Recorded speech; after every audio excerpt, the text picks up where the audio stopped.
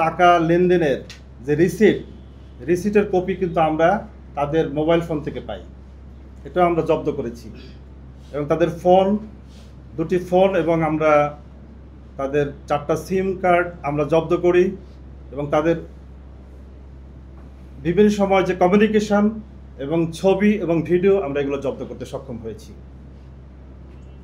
এবং মিন্টু ফরাজিকে গ্রেপ্তার পরেই আমরা একটা চাপ প্রয়োগ করতে সক্ষম হই এবং এই চাপের মধ্য দিয়ে কমিউনিকেশন করার মধ্য দিয়ে আমরা আসামি পক্ষকে লিবিয়াতে বাধ্য করি যে যাতে করে তারা এই ভিকটিমদ্বয়কে ছেড়ে দেয় এবং তারা বাধ্য হয়ে একটা পর্যায়ে তারা ভিকটিমদ্বয়কে লিবিয়ার একটা এলাকা, যেটা এলাকার নাম হচ্ছে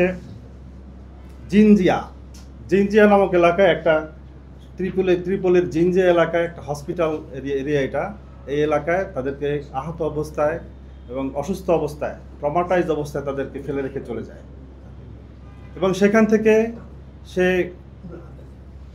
তারা দুজন ভিকটিম অনেক কষ্টে তাদের পরিচিত জসিম নামে এক ভদ্রলোক, নোয়াখালী বাড়ি, যার এলাকা তিনি থাকতেন হচ্ছেন জেরেস্তা মিলা নামক এলাকা ত্রিপোলির ভিতরে। সেখানে তারা দুজন গিয়ে কোনোভাবে তাদের আশ্রয় নেয় এবং ওই ছেলেটা জসিম, সেও নোয়াখালীর ছেলে হিসেবে তাদেরকে আশ্রয় দেয় এবং সহায়তা করে। এবং আমরা এখান থেকে যোগাযোগ করে আমরা ব্রাক ইমিগ্রেশন নামে একটা প্রতিষ্ঠান আছে, আপনারা জানেন, ব্রাক ইমিগ্রেশনের সহায়তা নেই এবং IOM নামে ইন্টারন্যাশনাল একটা অর্গানাইজেশন আছে, জাতিসংঘের একটা প্রোগ্রাম, IOM International Organization for migration.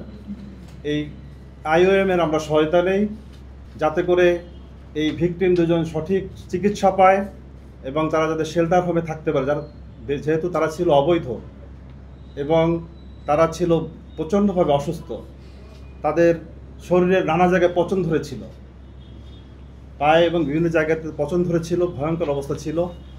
আপনাদেরকে আমরা ভিডিও দিব, ছবি দেব ওই সময়কার। আপনারা ভিকটিম আলমগীর আমাদের কাছে উদ্ধার হয়ে এসেছে, তাদের সাথে আপনারা কথা বলতে পারবেন, তার পরিবারের সাথে আপনারা কথা বলতে পারবেন।